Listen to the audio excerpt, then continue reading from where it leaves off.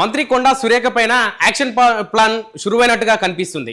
తనకు అందినటువంటి షోకాజ్ నోటీసులకు ఎప్పుడైతే రిప్లై ఇచ్చి తన కూతురు చేసినటువంటి వ్యాఖ్యలకు నాకు ఎలాంటి సంబంధం లేదు అని చెప్పిన మరికొద్ది క్షణాల్లోనే మరికొద్ది గంటల్లోనే తన మాజీ ఓఎస్డీ అయినటువంటి సుమంత్ పైన మేడిపల్లి పోలీస్ స్టేషన్లో కేసు ఫైల్ అయిన సందర్భాన్ని మనం చూస్తున్నాం.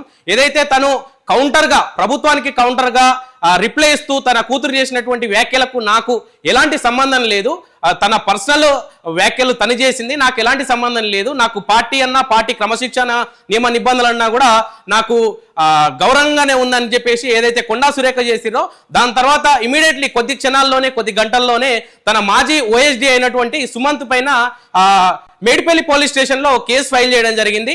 గతంలో సుమంత్ పైన కేసు ఆరోపణలు వచ్చినప్పటికీ ఇప్పుడు మాత్రం తక్షణమే ఎప్పుడైతే కొండా సురేఖ రిప్లై వచ్చిందో వచ్చిన మరికొద్ది గంటల్లోనే కేసు ఫైల్ చేసి ఎఫ్ఐఆర్ను కూడా కట్టడం జరిగింది. ఇదే అంశం పైన తన పైన కొండా సురేఖకు సంబంధించినటువంటి మాజీ ఓఎస్డీ సుమంత్ పైన మేడిపల్లి పోలీస్ స్టేషన్లో 109 రెడ్ విత్ 3 క్లాస్ 5 బిఎన్ఎస్ సెక్షన్ల కింద సుమంత్ పైన కేసు పెట్టడం జరిగింది. ఏదైతే కేసుని పెట్టినటువంటి వ్యక్తి ఎవరైతే ఉన్నారో గొంగిడి హరికృష్ణ సన్ ఆఫ్ సత్యనారాయణ అనే వ్యక్తి తనకు మాజీ ఓఎస్డీ సుమంత్ కాల్ చేసి ఎప్పుడైతే 30/7/26 తారీఖు రోజు సాయంత్రం దాదాపుగా 5-6 గంటల ప్రాంతంలో నాకు కాల్ చేశాడు. కాల్ చేసి నిన్ను కలవాలి, నీతో అర్జెంటుగా మాట్లాడాలని చెప్పేసి ఈ హరికృష్ణతో మాట్లాడిన సందర్భంలో ఎవరు ఓఎస్డీ ఈ హరికృష్ణకు ఫోన్ చేసి మాట్లాడిన సందర్భంలో నేను ఇప్పుడే ఊరు నుండి వచ్చాను, ఇప్పుడు నేను మాట్లాడలేను కలవలేను అని చెప్పినప్పటికీ ఈ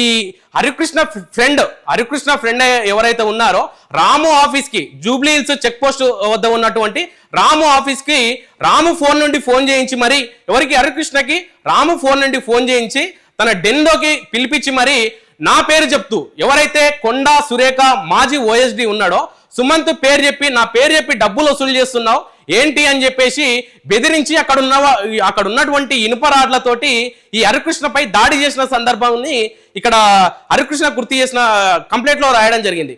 ఏదైతే అట్లా కొడుతూనే నా పేరు చెప్తూ ఏదైతే సుమంత్ పేరు చెప్తూ నా పేరు చెప్తూ ఎందుకు డబ్బులు వసూలు చేస్తున్నావు ఏంటి అని బెదిరిస్తూ కొట్టిన సందర్భంలో ఆ కొడుతున్న సందర్భంలో కాళ్ళు చేతులు అనకుండా విపరీతంగా దాడి చేశారంటూ కూడా కంప్లైంట్ లో రాయడం జరిగింది. అదే సందర్భంలో అక్కడికి వచ్చినటువంటి ఆ సుమంత్ అనుచరులు తన ఫ్రెండ్స్ ఎవరైతే ఉన్నారో అనుచరులు కూడా అరే వీడు రాగానే వీడిని చంపేండ్రా అంటూ కూడా వ్యాఖ్యలు చేశారు అంటూ కూడా హరికృష్ణ చెప్పిన సందర్భాన్ని చూస్తున్నాం.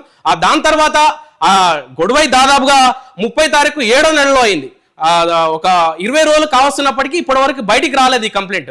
దాని తర్వాత తనకు ప్రాణాపాయం ఉందని చెప్పేసి కూడా నన్ను చంపుతారనే భయంతో నేను బయటికి రాలేకపోయాను. ఇంకోటి ఓఎస్డీ ఏదైతే సుమంత్ ఉన్నారో తను చేసిన దాడిలో ఇనుపరాడ్లతోటి తను స్నేహితులు తను అరిచనులు ఆ కట్టెలతోటి ఆ ఇనుపరాడ్లతో చేసినటువంటి ఆ దాడిలో తన చేతికి కానీ కాళ్ళకు కానీ గాయాలయ్యి పలు హాస్పిటల్లో గాంధీ హాస్పిటల్లో ఉప్పల్లో ఉన్నటువంటి మరికొన్ని హాస్పిటల్లో తను సిమెంట్ పట్టీతో ఉన్నాను, నా ప్రాణభయంతో నేను బయటికి రాలేకపోయాను అని కంప్లైంట్ లో పేర్కొనడం జరిగింది. ఏదైతే మేడిపల్లి పోలీస్ స్టేషన్ లో అయినటువంటి 109 రెడ్ విత్ 3 క్లాస్ 5 బిఎన్ఎస్ సెక్షన్ల కింద ఏదైతే హత్యా ప్రయత్నం అటెంప్ట్ టు మర్డర్ కింద అయినటువంటి ఈ కేసులో దాదాపుగా నాన్ బెయిలబుల్ సెక్షన్స్ యాడ్ చేయడం జరిగింది.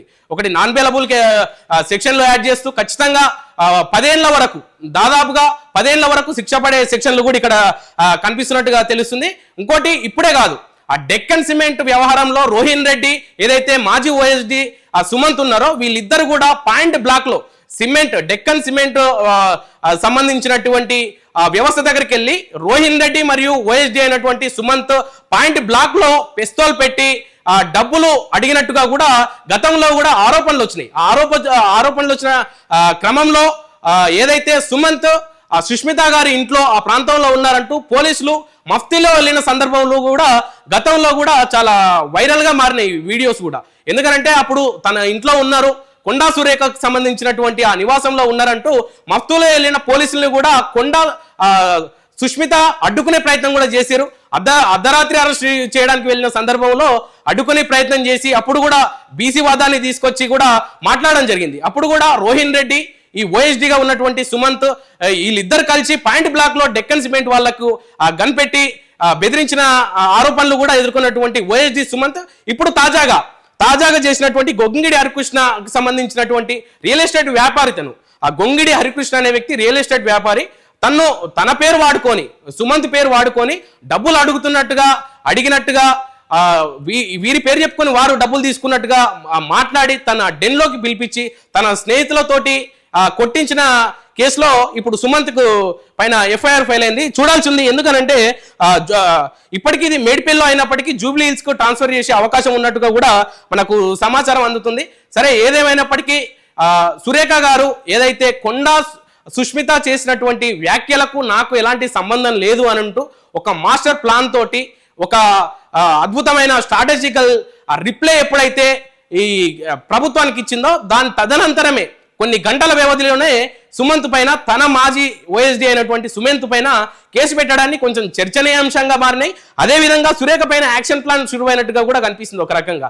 ఎందుకంటే గతంలో ఆరోపణలు ఉన్నప్పటికీ మఫ్తీలో ఉన్నటువంటి పోలీసులు నేరుగా తన ఇంటికి వెళ్ళినప్పటికీ సుష్మిత అడ్డుకున్న ప్రయత్నాలు చేశారు. అర్ధరాత్రి కూడా అప్పుడు చాలా వీడియోలు కూడా వైరల్ అయినాయి. ఇప్పుడు తాజాగా ఈ కేసును ఎట్లా ఎదుర్కొంటారు అని అంటే, అప్పుడేమో ఎదుర్కొన్నారు, సరే బాగున్నది, అప్పుడు ఆ కేసు ఏమైందో కూడా ఎవరికి తెలియదు. కానీ ఇప్పుడు తాజాగా తన కూతురు ఏదైతే రేవంత్ రెడ్డి, అలాగే పరకాల ఎమ్మెల్యే, అదే విధంగా మన శ్రీనివాస్ రెడ్డి పైన చేసినటువంటి వ్యాఖ్యలు, తీవ్రమైన వ్యాఖ్యల్ని ఖండిస్తూ ఇప్పటికే కాంగ్రెస్ వర్గంలో కానీ రాష్ట్రంలో కానీ తీవ్ర దుమారం రేపినాయి. అవి చల్లారక ముందుకే తన కొండా సురేఖ మాజీ ఓఎస్డీ అయినటువంటి సుమంత్ పైన ఇలాంటి నాన్ బెయిలబుల్ దాదాపుగా 10 ఏళ్ళు జైలు శిక్ష పడేటటువంటి ఈ కేసులు పెట్టి కేసు పెట్టిన తక్షణమే ఈ ఎఫ్ఐఆర్ను కట్టడం జరిగింది. దీన్ని మొత్తంగా చూస్తే ప్రభుత్వం ఏదైతే కొండా సురేఖకు చెక్ పెట్టే విధంగా కొండా సురేఖ రిప్లైకి ఏదైతే క్రమశిక్షణ కమిటీకి, కొండా సురేఖ మల్లు రవి కమిటీకి ఏదైతే రిప్లై ఇచ్చిందో, తన కూతురు చేసినటువంటి వ్యాఖ్యలకు ఎలాంటి సంబంధం లేదంటూ చేసినటువంటి ఆ రిప్లైకి కౌంటర్గా గవర్నమెంట్ మళ్ళీ కొండా సురేఖకి ఈ ఎఫ్ఐఆర్లతో కూడినటువంటి తన మాజీ ఓఎస్డీ సుమంత్ పైన పెట్టిన కేసుగా చూడాలి. ఇప్పటికే సుమంత్ కూడా అప్స్కాండ్ లో ఉన్నట్టుగా కూడా సమాచారం వస్తుంది. ఏం జరుగుతుందో చూడాలి. అరెస్ట్ చేసే అవకాశం ఏమైనా ఉందా? సుమంత్ అనే వ్యక్తి ఎక్కడున్నాడు? దీంట్లో నిజాలన్నీ ఉన్నాయి. తనతోనే ప్రభుత్వమే కేసు పెట్టే ప్రయత్నం చేసిందా? కేసు పెట్టించి ఇట్లా ఈ కొండా సుష్మిత నోరు మూయించే ప్రయత్నం ఏమైనా చేస్తుందా? చూడాల్సి ఉంది. మొత్తానికైతే సుష్మిత చేసినటువంటి వ్యాఖ్యలు ఓఎస్డీకి పైన కేసు పెట్టేంత వరకు కూడా వచ్చిన దాఖలాలు చూస్తున్నాం. చూడాల్సి ఉంది. మొత్తానికైతే అప్స్కాండ్ లో ఉన్నటువంటి సుమంత్ సమాచారం ఉంది, అప్స్కాండ్ లో ఉన్నట్టుగా సమాచారం ఉంది. తను అరెస్ట్ చేసే దాఖలాలు ఏమన్నా ఉన్నాయా? అసలు దీన్ని ఏ విధంగా ఎదుర్కోబోతుంది కొండా ఫ్యామిలీ? దీన్ని ఏ విధంగా ఎదుర్కోబోతుంది చూడాల్సి ఉంది. అరెస్ట్ చేస్తారా, ఏం చేస్తారో చూడాల్సి ఉంది ఇప్పటికైతే.